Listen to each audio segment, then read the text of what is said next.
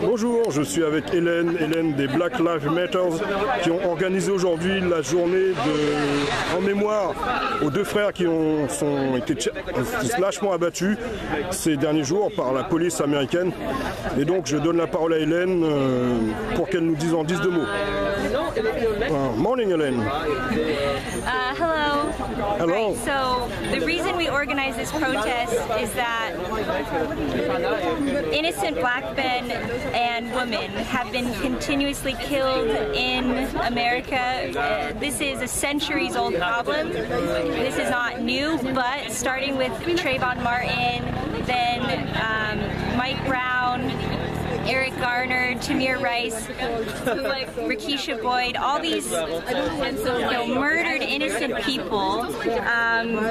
Today we're mourning the loss of two more innocent black men who have died, who were murdered by the police. And we're angry, we're upset, we're sad because it keeps happening. We protested after Mike Brown and Eric Garner, Black Lives Matter, which I'm not officially affiliated with, but they've been protesting all around the world. They've continued doing it for at least 2 years, and when nothing seems to change, it is extremely frustrating. So I wanted, me and some of my friends, we wanted to create a vigil to honor their lives. These are two loving men who, had families, who were doing good work in their communities. They were fathers, they were partners. I mean, it is really a loss, so we wanted to, celebrate and honor their lives, but also I wanted to create a safe space so that people who are affected by it can come together and, share and exchange and, to just have a safe space for that. Thank you, Hélène. En gros, Hélène nous disait qu'elle a eu l'idée d'organiser ce rassemblement pour la mémoire de Trayvon Martin et les nombreux autres qui ont été tués aux États-Unis, lâchement abattus, parce qu'après ces assassinats, il faut appeler un chat, après ces assassinats, la population, la communauté, le monde entier est triste et très en colère. Et donc on ne pouvait pas rester insensible à ces morts gratuites. Donc Hélène et le Black Lives Matter ont eu l'intention d'organiser cette journée. Thank you, Hélène. Bye. Bye. In English first, I thought this could be a safe space where we can share how we're feeling as well. Tell us why you're upset, why you're sad, why you're frustrated or angry. What do you want to change? Do you see a path forward? Do you feel hope? Share with us. If anyone would like to speak in French or English, toi tu dis en français. Qui veut parler en français pour dire quelque chose ou quelqu'un veut préparer des choses à dire, vous êtes les bienvenus parce que quand on organise en fait nos rassemblements, en fait c'est vous qui avez la parole, nous on n'est pas des on va dire entre guillemets des leaders ou quoi que ce soit, mais c'est à vous d'exprimer soit votre mécontentement ou ce que vous avez sur le cœur, et c'est aujourd'hui. Et puis il faut savoir qu'aujourd'hui à Londres, ils ont manifesté, hier aussi, Amsterdam aussi, et que c'est vraiment quelque chose d'international, et que nous à Paris on devrait prendre vraiment l'habitude de se rassembler aussi bien sur ce qui se passe aux États-Unis, mais aussi ce qui se passe en France, parce qu'on a exactement les mêmes problématiques, bien sûr à un degré des morts, mais ça reste des morts, mais on n'est pas dans le...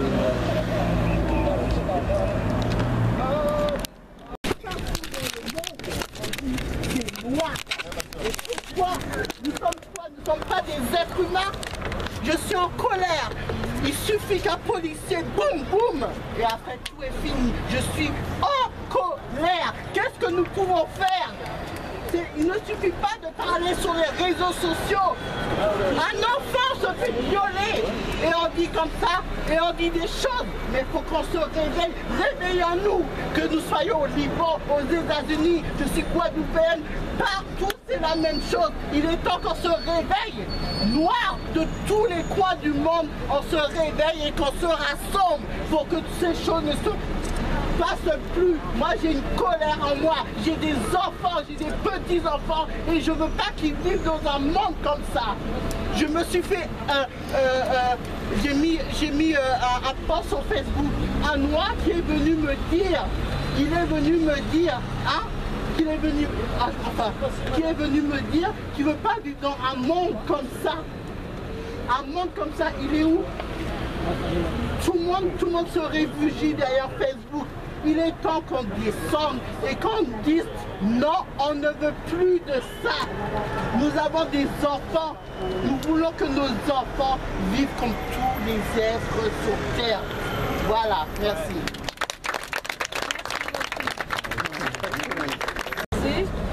Et moi je fais partie de plusieurs groupes communautaires sur Facebook et il y a beaucoup de théoriciens, beaucoup de gens qui disent il faut faire ci, il faut faire ça. Mais dans les faits, personne ne fait quelque chose. Donc du coup, quand je suis tombée sur ce rassemblement, je me suis dit que je vais y aller, voilà, pour pouvoir enfin rejoindre des gens qui sont prêts vraiment à montrer qu'ils ne sont pas d'accord, qui veulent se battre contre ce qui se passe, contre le fait que les Noirs soient toujours rabaissés depuis des siècles dans tous les pays du monde. Voilà. Et ce que je voulais dire aussi, c'est que il faut vraiment pas qu'on ait peur de se rassembler, faut vraiment que dès qu'il y a des événements, qu'on montre enfin qu'on est là, qu'on n'est pas d'accord, qu'on élève nos voix partout pour tous les morts de ce monde. S'il y a un noir qui se fait assassiner en Inde, ou alors s'il y a des tueurs en Afrique, aux États-Unis, il faut qu'on se lève, il faut qu'on se rassemble, qu'on se soutienne, et ça c'est vraiment important. Et ça qui nous manque en fait, c'est qu'on est un peuple qui a une grande histoire, qui a une grande richesse en Afrique, qui est descendant de grands hommes, et il est temps qu'on en prenne conscience et qu'on se batte pour nous, qu'on se soutienne, qu'on soutienne nos économies, qu'on soutienne nos frères dans le monde entier. Et voilà ce que je voulais dire.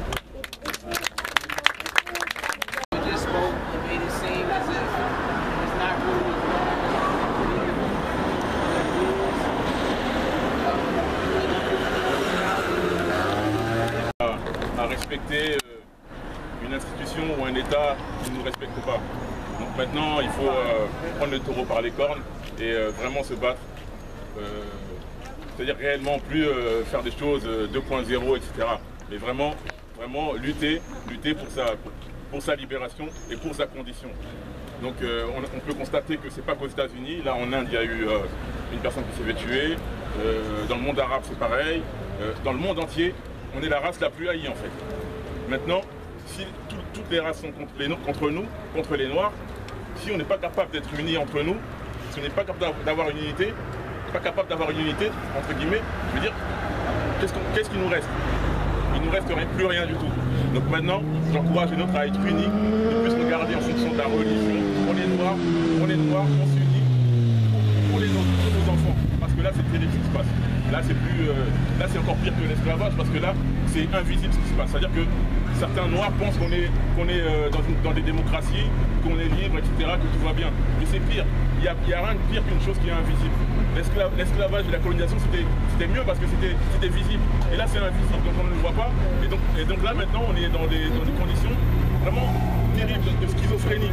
Donc j'encourage les nôtres à vraiment s'éveiller et ne plus fustiger un tel parce qu'il est si, les musulmans, il est ceci, il est cela. On est des Renois. On est des Renois, on se regarde, on est frères et sœurs, on s'unit pour les nôtres. Parce que maintenant, et quand je dis ça, c'est pas pour encourager à la haine de ce qui qui n'est pas noir, mais c'est pour l'unité entre noirs. Entre noirs. Moi j'ai vu, on a vu tout ce qu'il a tué de Dallas, Micah Johnson, ce qu'il a fait. Il a tué 5 policiers. J'encourage. Je ne peux que l'encourager. Respect à Micah Johnson.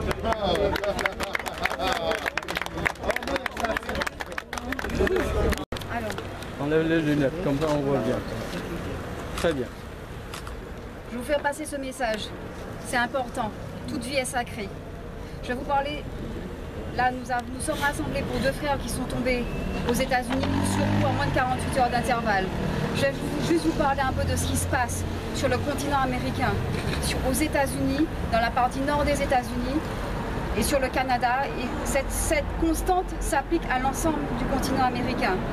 J'appartiens à un mouvement de résistance qui s'appelle Idle No More, qui est vachement implanté. Idle No More, c'est ça, Idle No More. C'est un mouvement qui est très implanté, qui est parti du Canada, de 4 femmes natives du Canada, et de l'ensemble du Canada, ça s'est répandu sur le monde. Ça veut dire plus jamais l'inaction. C'est-à-dire que face à une injustice, on se met debout. C'est un mouvement de cri du réveil des peuples. Il faut savoir aux États-Unis, à partir du moment où les premiers bateaux sont arrivés avec le Mayflower, à partir du moment où les premiers Noirs sont arrivés sur le continent américain, il y a toujours eu des connexions de résistance entre les Native Americans, ce qu'on appelle en France dans le langage colonial les Amérindiens, et les Black People, les Afro-American People. Il y a toujours eu des connexions. Il y a toujours eu des connexions de marronnage et des connexions qui sont puissantes. Au jour d'aujourd'hui, avec le mouvement Black Lives Matter, avec le mouvement Idle No More, il y a des connexions. Il y a d'autres connexions qui se font partout. Et ces connexions sont quoi? Ce sont des connexions de décolonisation. Parce qu'il est temps, et ça, nos frères et sœurs là-bas en ont pris conscience, mais d'autres frères et sœurs autre part dans le monde aussi ont eu cette prise de conscience. Aux États-Unis, au Canada et sur l'ensemble du continent américain, il faut savoir que les Noirs, toutes les populations noires, quelles qu'elles soient, et les populations amérindiennes, donc les populations natives, les peuples premiers qui étaient là sur ce continent-là, ce sont dans les échelles sociales les populations qui sont les plus méprisées, les plus discriminées, les plus tuées. Un bon noir aux États-Unis, c'est un noir mort. Un bon indien aux États-Unis, c'est un indien mort. Et c'est pareil pour le Canada, c'est pareil au Honduras, c'est pareil au Mexique, c'est pareil en Amazonie. En Amazonie, c'est encore même pire. Parce que les Noirs qui forment les communautés quilombola sont massacrés et sont victimes de génocide. Néanmoins, il y a toujours eu cette connexion entre les peuples qu'on a déportés et les peuples qui étaient déjà là. Prise de conscience pour qu'on arrête de se faire buter, pour qu'on arrête. Il faut qu'on commence à réellement entrer dans des phases de décolonisation réellement actives. Ça commence par nos esprits, ça commence par nos apprentissages, ça commence aussi par nos façons de s'alimenter, etc. Et à essayer de se constituer une force petit à petit, au rythme où on pourra, mais une force à la fois économique, à la fois culturelle, et qu'on s'associe, qu'on perpétue des connexions ancestrales que nous avons toujours eues, qu'on ne laisse pas d'autres nous les briser. Ensemble, on est toujours plus fort. Black Lives Matter, Idle No More, and all of resistance in the world.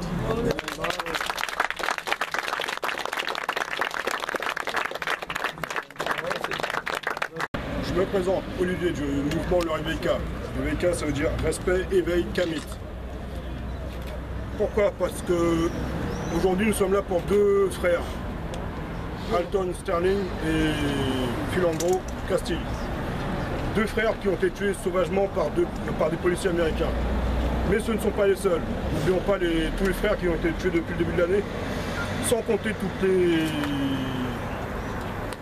les passages à tabac qui ont été tués en France. Parce que, et les sœurs, mais quand je dis frères, c'est en global. Et les sœurs. Et les sœurs. Les frères et les sœurs, d'accord. Et les sœurs. Les frères et les sœurs. Les sœurs et les frères. C'est bon, je peux y aller? Je vais me faire frapper maintenant. Non, on se respecte tous.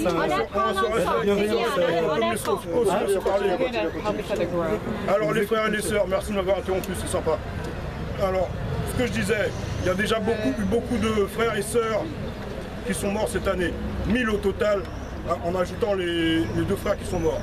5 policiers sont morts, la terre entière est en train de trembler. Ça veut dire comme quoi, comme on le voit en musique, la vie d'un blanc a plus d'importance que la vie d'un noir. Je disais, respect, Vekamit. Pourquoi? Parce que pour avancer ensemble, il faut déjà apprendre à se respecter. Apprenons à nous respecter, apprenons à avancer ensemble. Ne tombons pas dans le jeu de l'autre qui veut nous diviser. Ne tombons pas dans le jeu de l'autre qui nous dit ça se passe trop loin, ça ne te regarde pas. Non, ça me regarde, parce que c'est mon frère qui est touché. Et si c'est mon frère qui est touché, j'aurais pu être à sa place. Je veux dire par là, ne rentre pas dans le jeu de l'autre qui nous dit le Martiniquais ce n'est pas un Guadeloupéen, le Guyanais ce n'est pas un Martiniquais, l'Africain c'est pas toi. Nous sommes tous pareils, nous sommes tous des Kamites, nous avons tous le même sang, nous avons tous du même endroit. Et je veux dire par là, lorsque nous aurons compris que nous devons nous regarder avec nos yeux et non pas les yeux de l'autre, non pas attendre le remerciement de l'autre, nous aurons fait déjà un grand pas. Je veux dire par là que tout passe par nous, nous sommes les maîtres de notre destin. Mais pour ça, nous devons déjà apprendre à nous aimer, nous apprécier et apprendre à nous regarder autrement. Black Lives Matter, stop aux exactions, stop aux tueries policières. Bravo.